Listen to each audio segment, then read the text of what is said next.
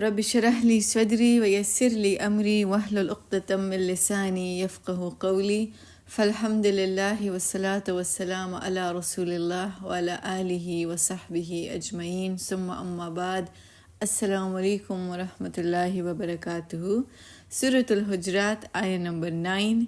أعوذ بالله من الشيطان الرجيم. بسم الله الرحمن الرحيم. وإن طائفتان من المؤمنين اقتتلوا، और अगर दो डले दो ग्रोह ताइफतानी दो ग्रोह मिनल मुमिनीना प मुमिनानु के नक्ततलु अवी पखपल मंस के प जंगशी फ़अस्लिहु नो तासो सुलह ओकई बैनहुमा दागे द्वाणो प मंस के फ़इम पस अगर बगत ज़्याती उकी एहदाहुमा यो डला पदे द्वाणो के अलल उखरा प बले बाने फ़क़ातिलु नो तासो जंग उकई तासो उजंगे गई अल्लती हागी डली सरा तबगी चाची ज़्याती करेदा हत्ता तरदे पूरे तफ़ीआ इला अम्रिल्लाह तफ़ीआ चाहुई वापस शी इला अम्रिल्लाह द अल्लाह हुक्म ता फ़इन पस अगर फ़ाअत अगुई वापस शु फ़अस्लिहु नुसुलहा उकई बैनहुमा दे द्वाणों पर दरमियान बिल अदले द अदल हक सरा व अक़सितु और द इंसाफ सरा इन अल्लाह युहिब्बुल मुक़सितीन और बेशक अल्लाह ताला ख़ुख़ई मोहब्बत के इंसाफ कोलो वालो सरा इन्नमल मुमिनून इख़्वतुन और यकीनन मोमिन दयो बल सरा इख़्वतुन रुनदी फ़अस्लिहु लिहाजा तासु सुलहा कवई बैन अख़वैकुम दरमियान अख़वैकुम दख़पल रुनो वत्तक़ुल्लाह और तक़वा इख्तियार के अल्लाह लअल्लकुम तुरहमून शायद पता सुबाने रहम उकड़ीशी।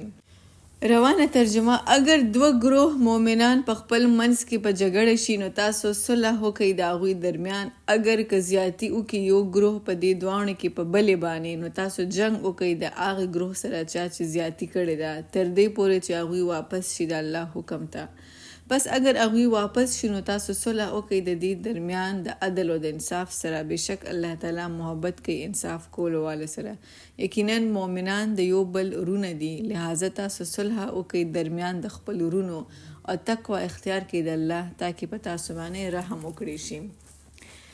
ऑलराइट सो परुन सबक की मुंग वीलू चे प सूरतुल हुजरात प दे आयतुने के बा अत अहकाम बयानी गे गट अहकाम रे यो हुक्म मुंग परुन उवेल नन द्वेम दे और अगस चे अहल ईमान प मनस के कला इख्तिलाफ राशि नु सबको बिकॉज अहल ईमान आखिर इंसानान दी दावी जज्बात दी फीलिंग्स दी इमोशंस दी पागुई किम इख्तिलाफात रातलेशी खबरे बास मुबाइसा के देशी विच इज़ वेरी नेचुरल और पस सूरत हाल के दा इख्तिलाफात दुमरा हद तौरसी से द जंग और क़िताल शक्ल इख्तियार की सिंह हज़रत अली रज़ियल्लाहु तआला अन्हु और हज़रत आयशा रज़ियल्लाहु तआला अन्हु प मंस के दस इख्तिलाफ रागलो दगा से द अली रज़ियल्लाहु तआला अन्हु और अमीर माविया रज़ियल्लाहु तआला अन्हु प दरमियान इख्तिलाफात रागलो च कम द जंग शक्ल इख्तियार करेओ कचरत दस से सूरत हाल राशि प मोमिनीनु के नो द अहल ईमान वालों तदा पकार द चागुई सिर्फ तमाशगिर जुड़ नशी बल्कि दागुई द्वाणों प मंस के सुलह उकी लफ्ज़ ताइफतान इस्तेमाल शे व इन और अगर ताइफतान दो ग्रोह दो डले ताइफतान पबारे की मुफस्सिरीन लिखी छदे न मुराद दे योड़ी की शान जुमात ताइफ न मुराद अमूमन योवरकोट शान ग्रुप ते या दे न मुराद कम्युनिटी मदा और या मुल्क पसता बाने ऑल्सो दे लफ्ज़ ताइफ दे इतलाक पयो फर्द बाने की देशी यानी कि अगर दो मुसलमानान प मंस के जंग रालो सिर्फ यो कस और बल कस प मंस के खो ताइफतान दा ढेर वसीह लफ्ज़ दे जमातम पके राजी कम्युनिटी पके राजी मुल्कम पके राजी और इंडिविजुअल यो फर्दों पके राजी मिनल मुमिनीना द मुमिनानुना नोटिस जल्त अल्लाह ताला दा उन्हें वैसे मिनल मुस्लिमीना या मिनल लजीना आमनु बल्कि सी हुई मिनल मुमिनीना वाई बिकॉज इख्तिलाफात द दो मोमिनान प मंस के उम्रात ले चागुई द्वारा मोमिन खलकी तकवादार खलकी परहेजगार खलकी but at the end of the day they are human beings इंसानान दी दागुई प मंस के इख्तिलाफात रालन दागुई ईमान म जज कवई दागुई द ईमानु न प बारे के से कमेंट म कवई अगुई द जरुनो न ईमान वाले दी खो अगुई किम यो इख्तिलाफ रालो اقتتلو په خپل منځ کې په جنگ شو. اقتتلو لفظ باندې غور کوي چې الله تعالی دا ونه وی چې اقتتلو بعضهم علی بعض په بعض باندې، بلکې یو لفظ دوانو د پاره استعمال شو بیکاز د الله د نبی حدیث ته چې یو مؤمن د بل مؤمن شیشه ده. المؤمن مراءة المؤمن، مطلب که تاسو په مسلمانانو کې د یو بل سره جنگ کوي نو دا داسې ده لکه تاسو د خپل ځانونو سره جنگ کوي. اور غیر مسلم به تاسو د بهر نه ګوري نو هغوی به ستاسو ایمانونه هی جج کوي چې دا کم قسم دین دی. دوی خو لګیا دي په خپل منځ کې جنگ جګړې کوي. په لفظ په سورة الفتح کې لفظ معرة استعمال شي. معرة تکلیف ته ویل کېږي، نقصان ته ویل کېږي، رنج او غم ته ویل کېږي چې د بهر نه به غیر مسلم تاسو ته معرتون، تاسو ته به نقصان ورسوي، تاسو دین ته به نقصان ورسوي. نو د یو بل سره د جنگیدو سره په تاسو باندې به معرتون ashamed embarrassment شرمندګي راشي. نو که داسې سچویشن د دوه مؤمنانو په منځ کې راملو نو ټوله کې اول څه کول دي فاصلحوا بینهما، تاسو صلح وکړئ د دې دواړو په منځ کې. یو درېمګړی کس ته پکار دی، تھرډ پارټي دی راشي او د دې دواړو په منځ کې د صلح وکړي. سایډ نه دی اغستل، بالکل نیوټرل پارټي چې نه د یو او نه د بل، هغه د دې دواړو په منځ کې صلح وکړي. just stop the fight, calm the emotion and bring them together. دا صلح کول دا د باقی مسلمانانو یو دینی فرض دی په مسلم کمیونټي باندې. دا داسې نه دی چې تاسو سره یو آپشن دی چې ډېره ښه خبره ده که زه دا صلح وکړم، نه، دا ستا ډیوټي ده. فاصلحوا، this is your duty, this is an obligation. دا فرض دی چې درېمګړی راشي او د دې دواړو په منځ کې صلح وکړي. اوس صلح وشوه، د دواړو په منځ کې پیس رالو، لیکن د دې صلح نه پس یو فریق د صلح پابندي ونه کی اور هغه په دې بل فریق باندې زیاتی وکي. نو په دې کیس کې بعد دا درېمګړی راځي او بیا به دا ساید اخلي. د چا ساید به اخلي؟ د هغه کس په چا چې ظلم شوی دی. د ظالم او د زیاتی کولو والا کس به ساید نه اخلي. فإن پس اگر بغت زیاتی وکي احداهما یو په دې دواړو کې علی الاخرى په بل باندې، بغت زیاتی ته ویل کیږي.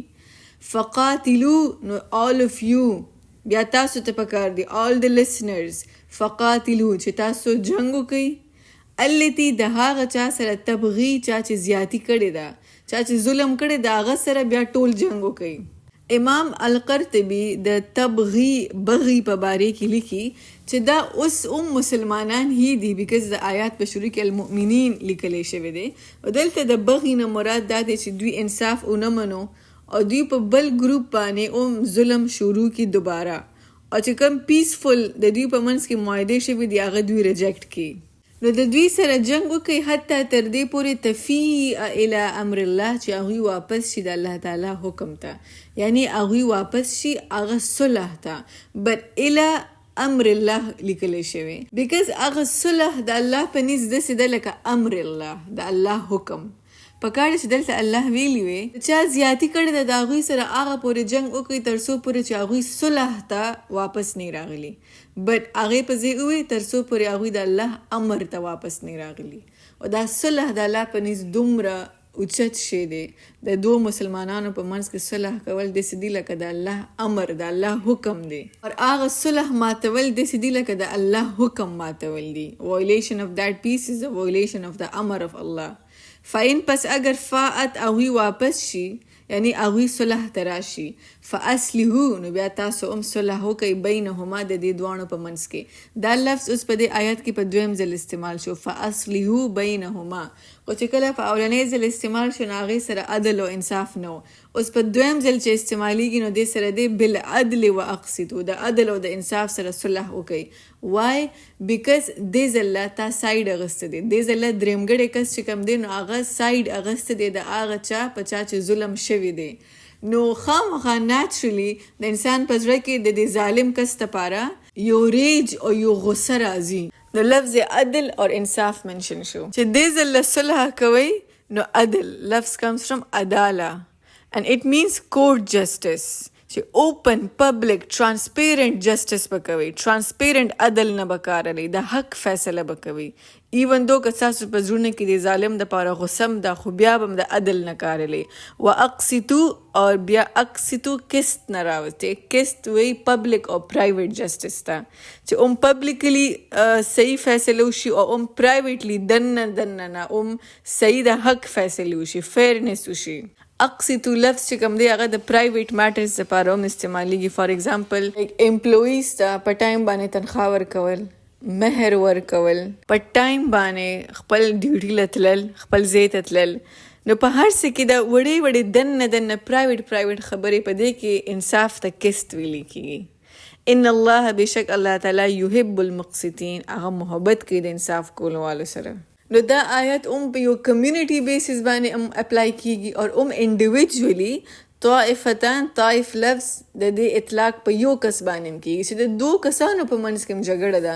نو مونږ ته نه دی پکار چې مونږ یا تماشګر جوړ شو یا مونږ چپ پاتې شو.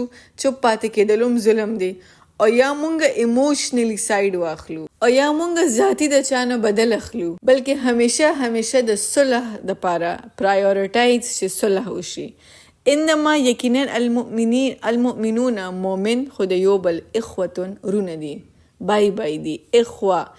اخوان لفظ دی د رونو خویندو دپاره استعمالیږي، لایک ریل بلډ سبلنگز، د یو مور و پلار نه پیدا، هغې ته اخوا ویلی کېږي. نو دا د مومن چې کوم بانډ دی، د ایمان چې کوم رشته ده، نو دا د وینې د رشتې نه هم زیاته ده. چې کله هجرت وشو نو صحابه کرامو خپل د وینې رشتې په مکه کې پرېښودې او په مدینه کې هغوی د انصار سره رشتې جوړې کړې او اکه د دوی ریل بانډ و. او دا بانډ د مکې د بانډ چې کوم فیملیز و د هغې نه مضبوط و. نو اخوتون هغه رشتو ته ویلي کېږي. نو چې په کور کې رونه خویندې اوسېږي، د هغوی په منځ کې هم اختلاف راځي، په وړه خبره، په غټه خبره، د مور او د لور په منځ کې هم راځي. په یو سنګ کې چې ته لوښي وینځې نو د هغې هم یو آواز جوړېږي، یو آواز راځي د هغې هم. او this is natural. disagreements کېږي، اختلافات راځي، خبرې راځي. نو it doesn't mean چې هغې نه پوره تماشه جوړه شي، بلکې فوراً صلح کول دي. ایون که هغه ډېره وړه خبرې د رونو خویندو په منځ کې، فرینډز یا رومیټس په منځ کې، نو فوراً چې هلته څوک دی ته یې وګورې یا تا ته پته ولګي، فوراً لاړ شه د هغوی په منځ کې صلح وکړه. بین اخویکم، درمیان د خپلو دواړو رونو. نبی علیه السلام دا اکټ ډېر زیات خوښوي او یو د دې باره کې ملټیپل حدیث دي چې که ته د دوو کسانو په منځ کې صلح کې، ته د خلکو په منځ کې صلح راولې، نو الله تعالی به ستا هیلپ کوي او ستا په کارونو کې به خیر او برکت اچوي. تر دې پورې چې دروغ ویل په اسلام کې دا منع ده، اټس ا گریو سن. خو که د دوو کسانو په منځ کې ته صلح راولې او تا ته د دروغ ویلو سره لږ فلیکسیبیلیټي ملاویږي، نو ته دروغ هم ووایه. اسلام تعالی د دروغ اجازت هم په دې کې درکړې دی چې ستا که دروغ ویلو سره د دې دواړو په منځ کې صلح راځي، نو ته دروغ هم ویلی شي. که ستا دروغ ویلو سره د دوی زړونه مایلیږي او د دوی په منځ کې اتفاق راځي، نو تا ته د دې هم اجازت شته. یو بل حدیث اټس ویری انټرسټینګ دی سره ریلیټډ دی چې 3 قسمه خلک کی. یو هغه قسم دی چې ډېر زر غصه کېږي خو ډېر زر رضام شي. دویم هغه قسم خلک دی چې ډېر رو غصه کېږي، ډېر رو خو ډېر زر رضا شي.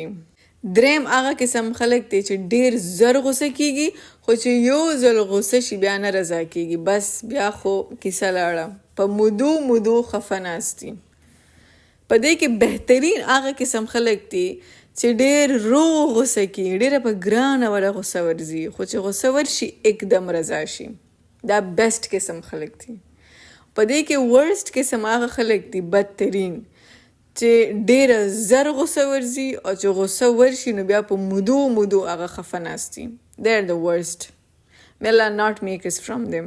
د نبی علیہ السلام حدیث دی چې که ته په حق باندې او ته زوروره مې او ته یو بحث پرېږدې او ته صبر وکې، نو ستا دپاره په جنت کې یو کور جوړ شوی دی. دې باندې غور کوئ. ته په حق باندې او ته زوروره مې او ته بیا هم صبر وکې او یو بحث پرېږدې، نو ستا دپاره په جنت کې یو کور دی. زمونږ په دین کې یو ډېر غټ یو ډېر ډینجرس خطرناک یو عمل دی چې کوم ته په یو حدیث کې هلاکت ویلې شوی.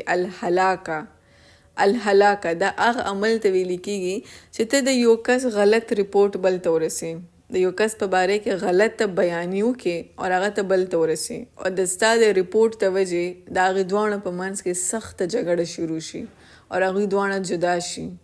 دا هلاکه دی، هلاکت دی په اسلام کې. د دې سزا څه ده چې د هغه انسان تمام اعمال هغه داسې ختم شي لکه چې یو سړی په سر د بره شی وکړي او دا پوره ویښته ځان نه لر کړي او بالکل خالی سر د ویښتو پاتې شي.